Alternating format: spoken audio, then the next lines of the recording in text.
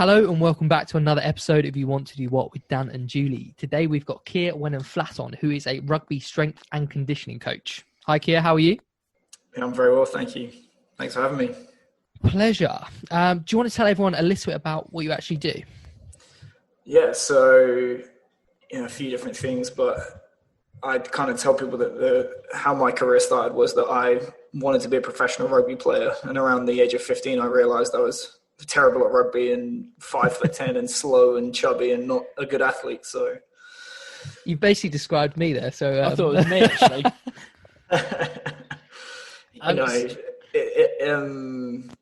It was just very obvious. Within professional rugby, the kids that make it, that are not in the system by kind of 15, 16, 17, 18, are remarkable precisely because the standard path is you identify talent very young and develop it, and then those are the ones that make it. And I did not fall into that very small minority of athletes. So what I decided to do was to try and be involved in professional rugby at the highest level that I could be in whatever capacity I could be. So I'd initially tried to beat back the tide of how terrible an athlete I was by training, and hit the gym when I was 15 and got a taste for it, and always kind of didn't find the academic side too challenging in school. So I had a little bit of a talent for that and enthusiasm for training. So I decided, all right, I'll be a strength coach. And, I've been pretty much doing that ever since. I spent about 10 years in professional rugby. I did several years in college football, and most recently I've decided to take time off from that to build my online business, which is coach education. So after realising that being a player in professional rugby was not what you wanted to do, what was sort of your path? Did you know you wanted to go into strength and conditioning, and how did you sort of get there? Well, I did, but like I said, the academic side did not really stress me out too much. Like, I kind of half joking tell people that I never really worked hard until I was 25, which is true. I just kind of always gave it my best and didn't worry too much, and I was always kind of towards the top of the class. Now, my grades did start to come down as, the higher up you go. So there was that, and then I kind of beat myself up a little bit mentally for thinking, well, I want to go work in strength and conditioning because I didn't feel it was quote unquote academic enough, which is obviously not true. So I had a brief stint where I started a degree in psychology and was miserable doing it. And I thought, well, if I'm not enthusiastic about it now, imagine when I'm going to be in, 45 years, which is age of retirement, I'm only going to be less enthusiastic. So I thought, right, this is not for me. So I quit my first degree and then had a second attempt to get a degree in sports science. And, upon graduation, realized to my horror that I was not a coach. I was a researcher, and I'd never coached a group of athletes, and I'd never worked in a team environment. And those are apparently quite big barriers if you want to work in a team environment and work with athletes. So, 2 years of wandering in the wilderness to get that experience. So what was your first position as a strength and conditioning coach? So I graduated in 2008 and immediately had 3 interviews for internships, and they all went absolutely atrocious. I've kind of said in seminars that I've done since that one of them was at Nottingham Forest, and the walk, if I remember correctly, from Nottingham Forest Stadium to the bus station is about 15 minutes. And having left that interview, I got the rejection phone call before I got to the bus station. It was that bad. Oh, no. Yeah. So that the kind of realization of, not actually enough practical coaching experience, not enough kind of on the floor, in the trenches experience, I went off and became a personal trainer. Right. Which you're not training athletes, but you are training people. So it's still transferable in my opinion. And I was chipping away for 2 years, basically try again, fail again, find out the reason I failed, go off and work on that. And, I got rejected for a regional job with the LTA up in Bolton. I think I had another couple of interviews for internships that I didn't get. And then eventually, on the third year of trying, I got an interview to be an academy intern at London Wasps. This is back when they were London Wasps. And that was my first opportunity. So it took me 2 years to get the opportunity to work full-time for free. So and it sounds like for a lot of people, they'd assume you go to school, you go to university, you get your degree, you come out, you get a job. But obviously you need experience working with athletes, working in that team environment, working coaching. So what could you have done to get that experience prior to going to university or during university? I could have done a lot of things differently. I'd say some of that is on me because I maybe had that misunderstanding about what it is that actually gets you hired. Because I think it's almost like, in truth, the higher education system, you're not a student, you're a customer. So when you're giving them money, they have an incentive to give you a degree, and they have an incentive to say, this thing that we're effectively selling you, you do have to work for it, but this thing that we're selling you is going to open so many doors. And you're like, oh yeah, when I get my degree, I'm going to be, I'm going to get, all these jobs that I want. It's just not the case. There is value in a degree program, but the value that employers hire on is this person going to come in and help move us towards what it is we want to do? And whereas a qualification is a suggestion that the person has the capacity to learn how to do that, experience is a documented track record of the person can do that, much, much more so. So what I should have done was I should have tried to expose myself and become comfortable in the environment that it was I wanted to thrive in, however bad I would have been doing it. And, unfortunately for me, that had to come after graduation. But then, what I think as well is a major weakness of strength and conditioning in particular is we have degree programs that are being run by people that have never actually made their living putting food on the table, training elite athletes in the real world. It's very, very common to have lecturers and program leaders that have always been lecturers and program leaders. So if you want to become a millionaire running a small business, should you go to the person that's, started and sold 5 different companies, or should you go ask an economics professor? There's value to both, but to me, you want to learn from the people that have gone there and done it in the real world. And it's just not the case when you look at other fields. Like, for example, can you imagine if you were running a medical school and you'd never actually been a consultant or a practitioner in the real world? It just wouldn't happen. Yeah, exactly. Or, you're teaching people how to fly airplanes that you've never flown an airplane. It's a little bit of a disconnect. And I think in their defense, the degree of competition in the field right now means that there's only so many seats on the bus, and there's a lot more coaches than there are coaching jobs. So it's going to be just a fact that you're probably going to have lecturers that have never actually kind of like done it at the elite level. And that's a problem. So going back to your first sort of real gig at Wasps, how was that? Did you learn a lot? And is there things that you might have done differently in your first kind of role? I kind of jokingly tell all my subsequent interns, now that I've hired interns, there's 2 kinds of interns. There are those that struggle and think about quitting, and liars. So it is a miserable experience because it's a fun experience, but ultimately what you're doing is, when it's a full-time unpaid internship, you are gambling, losing money and struggling and worrying about, it happened to me, my card getting declined at Netto.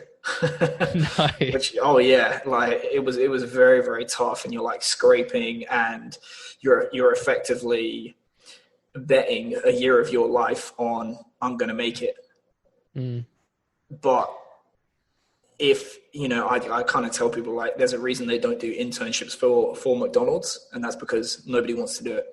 Yeah. The reason internships exist for professional sport, investment banking, high profile media companies, all that kind of stuff, is because it's a great job and people want to do it. What you have to be aware of is there are organizations that give those opportunities because the interns gain from it as much as the organization, and there are organizations that do it for free labor. So you have to tread carefully with that. I think a lot of internships just produce glorified cleaners. And looking at my time, because, chips on my shoulder, I got a few of them, but one of the chips on my shoulder was, well, I'm not a first team intern. So on the intern pecking order, I'm a lower down intern because I work with the academy. But in reality, I was coaching from day one and effectively made myself indispensable to my mentor. Whereas the first team interns, because there were 5 strength coaches, they just did the piss tests and got out the pads and did data and all that kind of stuff.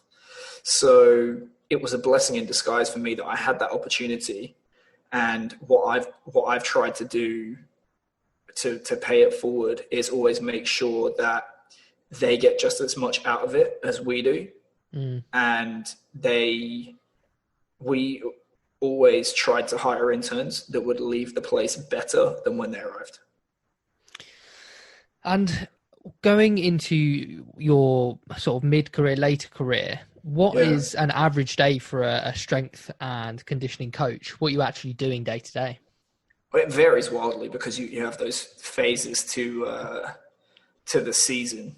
And then, there's the rhythm to the year, which is, it could be off season, pre-season, like a training camp. Then you hit the in season, and there's a rhythm to the week. So there's going to be game day off. There's going to be a low day, high day. The players are going to have a day off. Then there's going to be like a medium high day. Then there's going to be like a pre-game day, and then it all starts over again.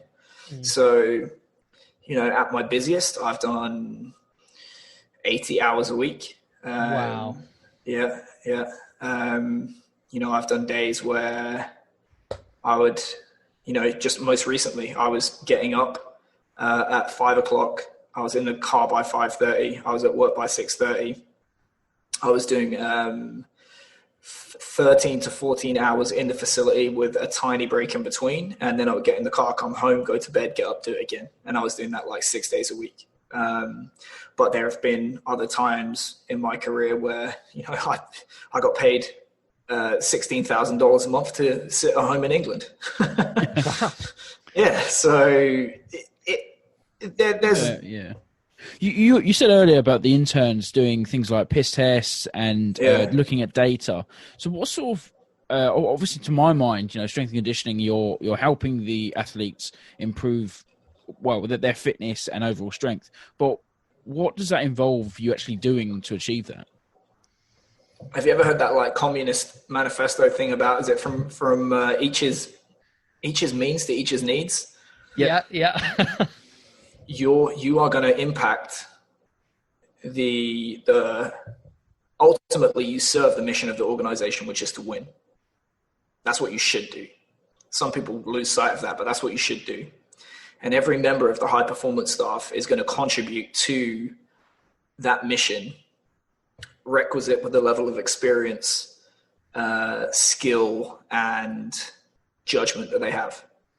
So when you're an intern, you serve the mission by collecting the piss pots.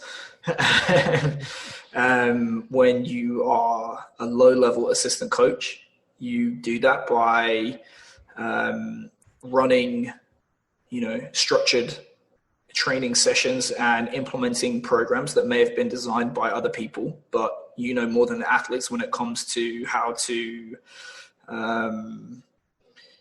regulate and organize a training program. And when you're a more senior assistant, it may be your job to design the training program that's been given. You've been given a set of criteria that you have to fulfill by the head of department or a set of outcomes that you have to increase. And then it may be that you're designing the overall program and instructing your assistants how to implement that. And when you're ahead of performance, you have to realize that, unfortunately, there's no such thing as strength and conditioning. There's just training that has more of a physical emphasis, and there's other forms of training that have more technical emphasis and a tactical emphasis and a psychological emphasis that all are valuable. And unfortunately, when you emphasize one, you have to take away from the others. So everyone that touches the athlete wants their pound of flesh. And somebody has to be in the middle of that to say, okay, well, now's the time that you get to do this. And unfortunately, you three guys are going to have to do less of this. And you're basically spinning plates. So when you get to like a high performance director or high performance manager level, you do very, very little training of athletes. And you spend most of your day having conversations and trying to facilitate decisions that are made in the wider training of the athlete, with the athlete at the center of everything. And it's mostly conversations where you're trying to persuade people to do things that they don't want to do at the expense of the short term to benefit the long term. So I guess within the realms of strength and conditioning training, there are a lot of different ethos. And how did you go about developing yours and then also trying to implement yours with your athletes? Well, I think if you read a book by Ray Dalio called Principles, he talks about this kind of 5-step process of how do you get what you want. And I think it's extremely powerful and applicable to strength and conditioning. It's applicable to anything, but it's applicable to what we do in strength and conditioning. And the process is basically, what is objectively true? What do you want? What's the biggest barrier to what you want? And what is the root cause of that? What is the most expedient course of action you can take to remove that barrier? And how do you see it through to completion? And then you just repeat that again and again and again. So what I feel is an extremely valuable mental exercise that gets neglected within sport is organizations, departments, and individuals do not take the time to accurately define what it is they want to achieve. So Socrates said, the beginning of wisdom lies in the definition of terms. And if you read a book called The Book of Why by Judea Pearl, which is an absolute, I won't say the word, it's extremely tough mentally. But what he talks about is, he says, you cannot answer a question that you have not asked. And you cannot ask a question that you have no words for. So really, in order to reverse engineer the process of what it is you want to do, you have to sit everyone in a room and say, right, what is it that we actually want to do? And how are we going to define success? And how are we going to define what elite looks like? Mm. And then once you've done that, you say, right, okay, once we've defined it, can we measure it? Okay, if we can measure it, we can start to reverse engineer it and break it down. You say, okay, well, if a plant is kept in the dark, is more fertilizer going to help it grow more? No. It's obvious that the limiting factor is light. Mm. And the same is true with athletes. Unfortunately, it's a dynamic process, but with all athletes, there's going to be a limiting factor at some point within their development that is holding them back from where they are relative to where they want to be. Could be tactical, could be technical, could be psychological, could be physical. And this is where it becomes tough as a strength and conditioning coach, because if their weakness is tactical, you're going to have to do the hard thing for your ego, which is to let go of them and basically do a minimal amount of strength and conditioning, which on the surface makes you look far less important than you are, but you're understanding that you're serving the greater good, which is to win. Mm. And then once you've established that framework, then you look at all the tools that you have available to you to address those discrepancies. So those training interventions. And the problem is that you're taught, and the tendency amongst coaches is to go with methods first. So they buy a hammer and then they go looking for nails. When in reality, you need to start with that kind of like blueprint of the house and then understand what it is you're working towards. So What would be some of the personality traits that you've seen yourself and other successful strength and conditioning coaches? I think I'm biased because I'm an extrovert, but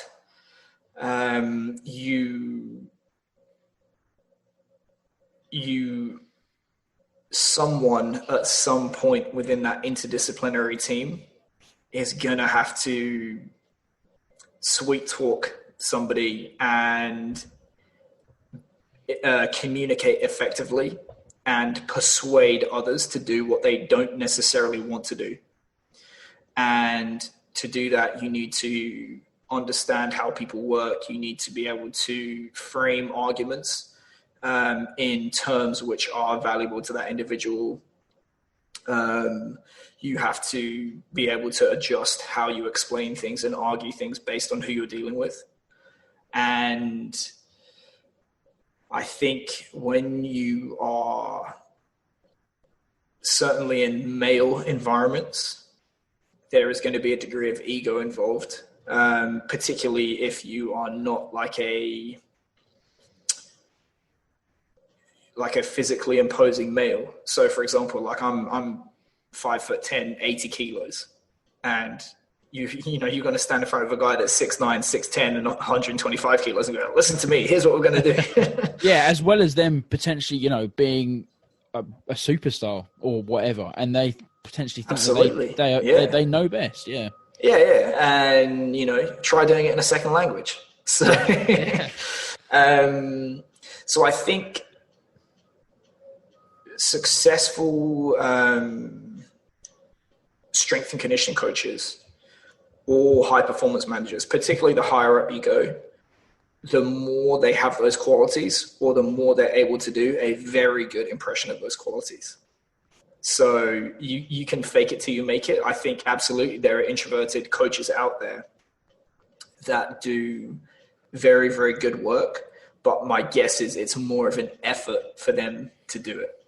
Just like for me, it's more of an effort to concern myself with the detail and be super, dotting the I's, crossing the T's, because what I'm good at is big picture, communication, energy, like all that kind of stuff. So that's at the individual level. And I think what you need to be aware of at the team or department level is that you do need a good blend in there, because there's a real trend, particularly in America, with like sideline clowns. You see it all the time with, oh my God, I can't believe they did this on the sideline. This guy's nuts. Look at he's got cut off sleeves. And they'll do like an ESPN feature on this strength coach. That guy is not, in the weeds on spreadsheets and data and how do we do this and how do we do that. The boys love him. Well, that's great, but the lunatics are running the asylum. So you're going to have, if you want to hire somebody like that, you're going to have a balancing counterpart in somebody that is a bookworm, is a numbers guy, is like, a real technician. The flip side is where you only have technicians and everybody's drinking cappuccinos and there's no energy. Because if you just got beat by 50, who do you want to be surrounded by on Monday morning? You don't want to be with the spreadsheet guy. You want to be with a guy that dusts himself up and says, right, let's have some fun. So I think it's very, very important when you're running a department to not just try and hire clones of yourself. And, I think certainly in the last couple of years, I've tried to be cognizant of that and hire individuals around me that do really, really good work, but don't necessarily share my personality type. I used to hire a guy that we used to call him a serial killer because he said so little. But he was a very, very good coach. He went on to pro sports. So. So what are some of the biggest positives or opportunities you've got out of doing this? Because, you've worked with, like we said, Wasps, you've done London Scottish, you went and worked with Argentina, you've done the NRL, you've done Sevens, and now in America. So, you've done a lot. Yeah, the biggest one would be the travel. You listen to those countries. I never did Sevens. Like I did a tiny bit in China, like very, very short, but the Olympic sevens came under what we did in Argentina, but I never really touched that. It was mostly the 15s. But Right. yeah, I've worked in England, Australia, Argentina. I lived for 2 years in Tokyo, live in America now. And, you get to travel around. Been all over Japan, got to travel in Australia, a lot of international travel, got to go to a World Cup. So it's like you get to experience those environments. It's obviously not your stage, but just to be next to the people whose stage it is extremely humbling. And, those are the experiences that you take away. And just, if you're a fan of the sport and you love athletics in general, all those people that you get to see on TV, you get a front row seat for what it is they do. And, I've seen things on training fields. You think, God, I could never do that if you gave me 100 goes, and they'll just do it like messing around. And if you like to train, you get to train people where they were born to do it. And you just get to see that and you think, wow, that is awesome. And then at times, I've had jobs where it was more lucrative and, there's good money that comes with that. And when I went to Japan, that job paid me more in a month than I made in my first year in strength and conditioning. So wow. I made a promise to myself that this is going to be a life-changing amount of money. So that was the mentality that I went in with and said, right, I'm going to build for the future. And to be able to leave Japan and then go buy a house just outright for cash, that was cool. That is cool. Can you get me a job? It was a shit house, but yeah. And so what would be some of the negative or less favorable aspects of this industry? It just destroys your personal life. Absolutely destroys it. There's this cliche of, the divorced strength coach in your 40s, and it is just all consuming. When you're working 80 hours a week, there's no time. If you're working 80 hours a week, you are eating, sleeping, bathing, and then maybe a tiny bit for exercise outside of that. There's nothing left in the week. And, I'll give you an example. Somebody reported to me what another coach had said to them, which was their biggest regret was that they'd allowed their wife to raise their children for them, which is pretty heavy. And when you compete on such a level that strength coaches do for positions, there's a very strong power distribution. So that like Pareto distribution, 80-20, you are going to make terrible money for several years. And it's basically, you're just trying to like climb over one another to get to the level where you can start to separate yourself from the crowd and command what it is that you want to earn. But when you get to that point, you can be fired at the drop of a hat. And not only can you be fired at the drop of a hat, it will be completely unrelated to job performance. You are relying on the head coach. You're the head coach's guy or girl, and the head coach has brought you in, and you have a job for as long as that person has a job. So as soon as a new head coach comes in, a lot of the time you say, you're out.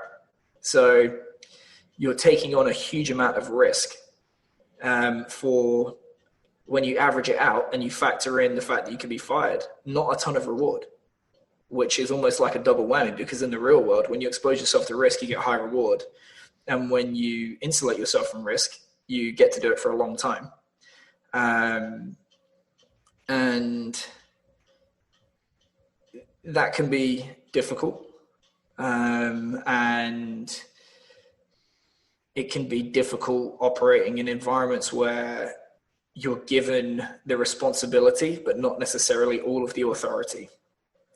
Because the traditional, the head coach's boss, the head coach knows what they're doing. The head coach is going to tell you what they want you to do. Guess what?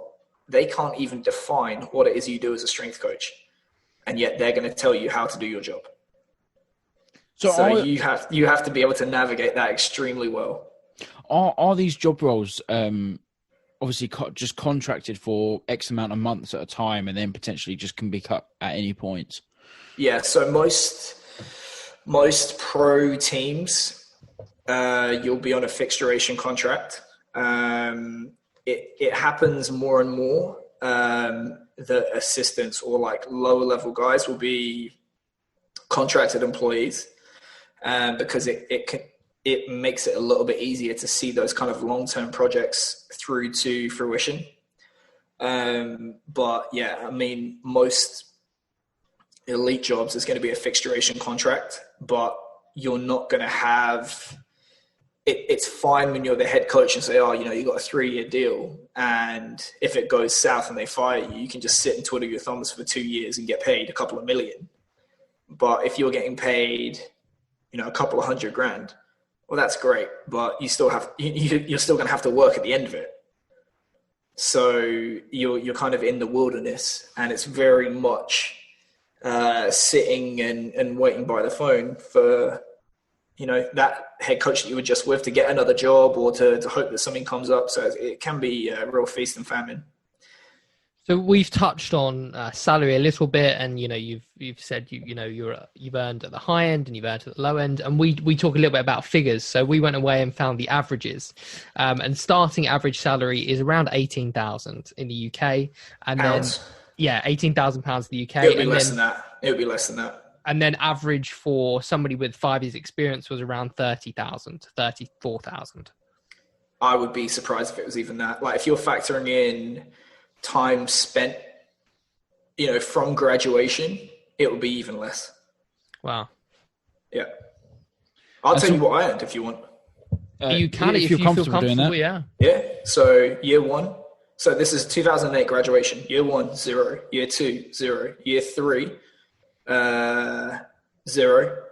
Year 4, £10,000. Year 5, £25,000. Year 6, let's say 50, or 45 to 50. Year 7, maybe 65. Year 8, was, you know, 180. Year 9, same. And year 10, I went right back down because I started again in a different sport. But that's an immense climb over a very short distance, even though you started off on nothing for the first 3 years. That is a huge climb. But that's a lot to put in to do a whole degree. It's also not typical. And to do a whole degree, and then for the first 3 years to earn no money. That's mad. Is that common? Oh yeah. Yeah. Okay. Yeah. Wow. Well, let's put it this way. There's probably, let's say there's 100 strength and conditioning jobs in each of the major professional sports in the UK. And that's being generous. So rugby union, soccer, rugby league, cricket. Golf, probably not. Nah, not even that. So let's say 400 to 500 full-time strength and conditioning jobs in the UK. That's, you know, do those people want to leave their jobs? No, they don't. How many people come off the conveyor belt with a strength and conditioning degree in the UK every year? 10,000 plus. Yeah. That's a lot of PE teachers and personal trainers. Yeah.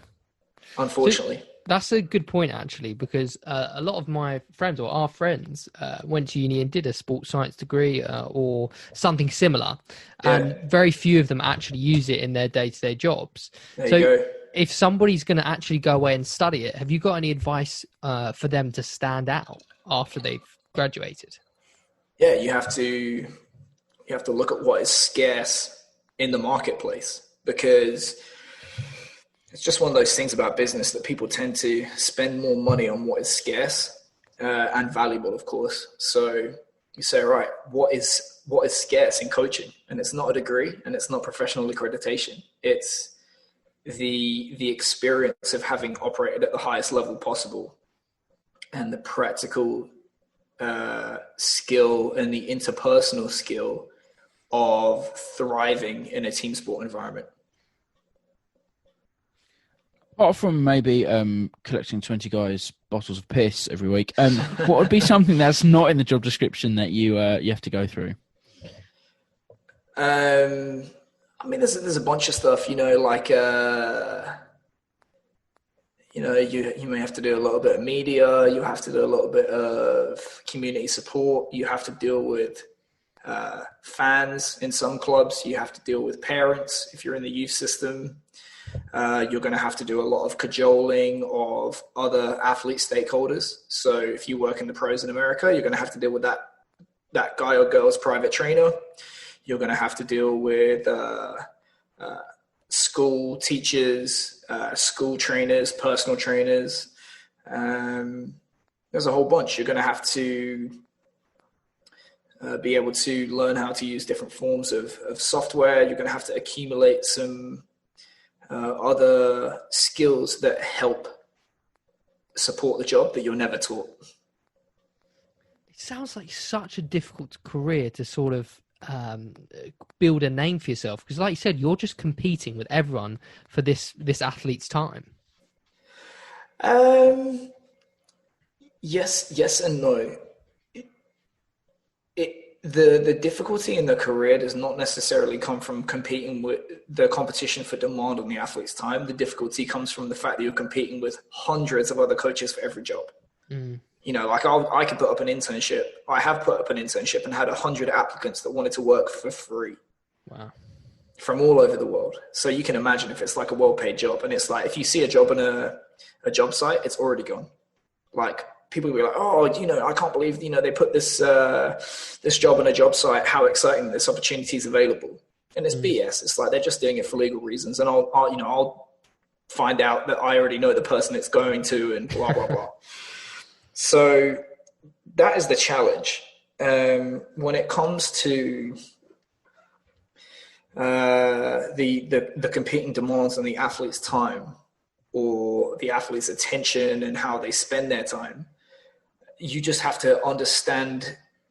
You have to understand it for what it is. So if I'll give you an example, a friend of mine works in Major League Baseball. Their star player has signed a contract worth $250 million and it's guaranteed. Wow. So how much does the physical therapist for that team make? I don't know, 150 to 200,000 a year. Or you can go out, and if you're that guy, and you can pay the world's best physical therapist to live in your house, double that amount of money, who are you going to listen to? Yeah. You're probably going to listen to your guy that you paid all that money, and he has a client list of one, and you are the Rolls Royce, and you're getting all the attention. So my colleague's opinion was, well, I don't blame him. If you just signed a $250 million contract, you're going to invest in yourself and surround yourself with the absolute best people that money can buy. So you're going to have you're going to have a personal chef, you're going to have your own trainer, you're going to have this, you're going to have that. If a private school is offering a young rugby player a scholarship at one of the most prestigious institutions in the UK, they're putting their money where their mouth is. That people pay Harrow, for example, I think it's 30 grand a year. So they're going to say, hey, we want our pound of flesh. We put money into this athlete's education. We expect to have a say in how they spend their time. So you only get complete control when you represent the totality of the investment in that athlete, which is what the soccer teams do in the UK. It makes sense. They'll get their claws into athletes at very, very young ages and make sure that everything is provided to them. Not to be too cynical, athletes to professional sports teams are assets, and you must own and cultivate and develop your assets if you want to maximally serve your business. So what does the kind of future look like for you, Kier? Because you've got a strength and conditioning website for coaches, right? Yeah. So that's strengthcoachnetwork.com. And it kind of ties into a lot of the questions that you've asked me on this chat, which is, I really struggled for 2 years to even get myself into a position where I was valuable enough to work for free. And I kind of reflected and said, well, what is it that I lacked? And it was exposure to an understanding of what is required to function at the elite level in a team environment, and a network of people that actually work in that environment, and having strategic advice about how do you reverse engineer that pathway that it is you want to tread. So that's what I've tried to build with it. And right now, my focus is on continuing to build that and to try and serve our members and really make a concerted effort to address what it is that I feel are the shortcomings with continuing education for strength and conditioning professionals. And would you go into the industry knowing everything you know now on your path? Yeah, I would. What I would not do is, this is the problem with higher education.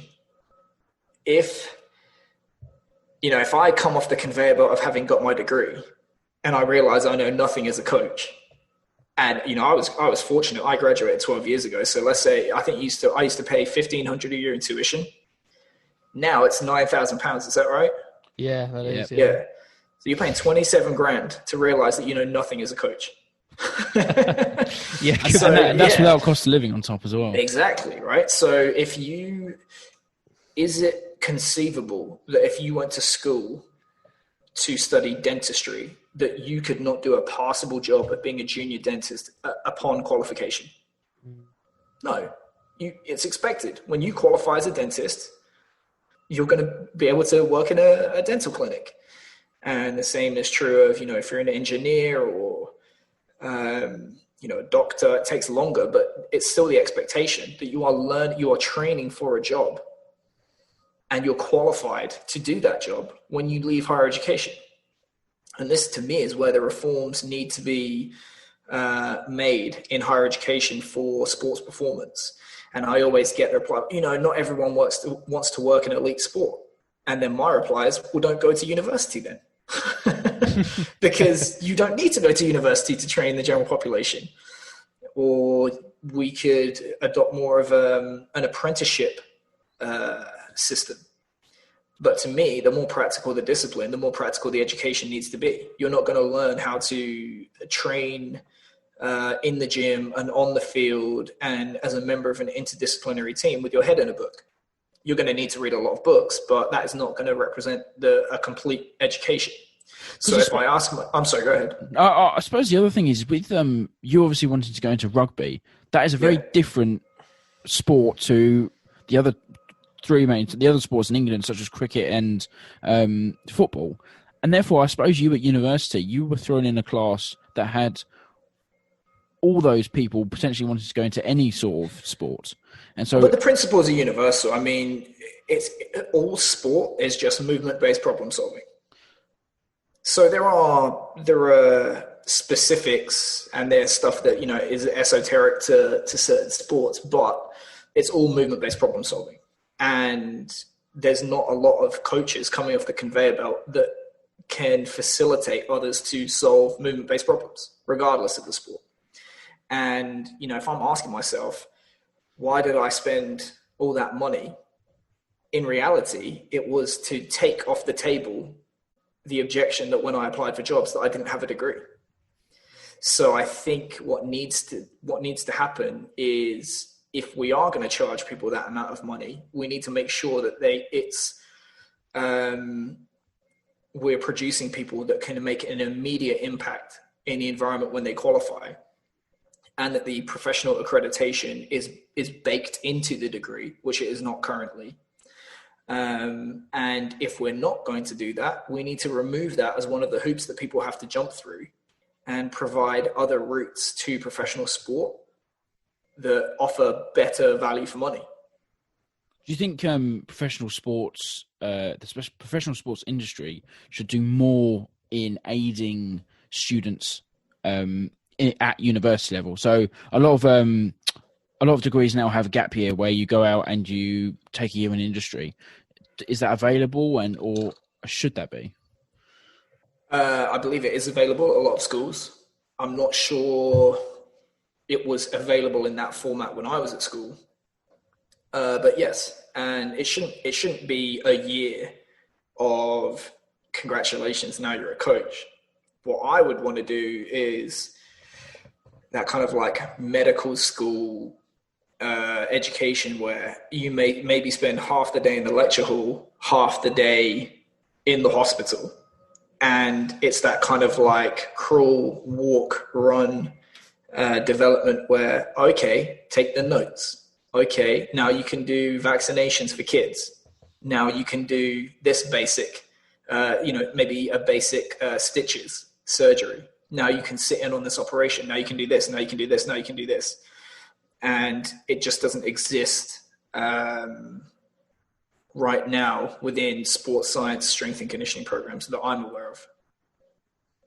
Well, thank you so much for coming on, Kier. I've really enjoyed chatting to you and learning all about this part of the industry that it's just no one really talks about. It's there, but nobody really knows much about it, particularly in England. Yeah, it's still a very nascent field, and that is one of the things that I think goes against it because,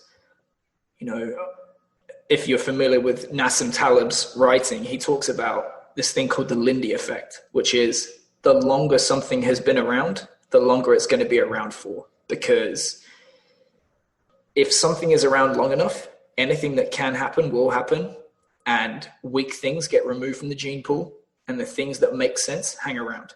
Yeah. So if you look at, business, the military, politics, like all these other things have been around for millennia. So they've had a lot more time to weed out things that don't work in the gene pool. And if you look at, formalized sport, I think association football was the 1830s.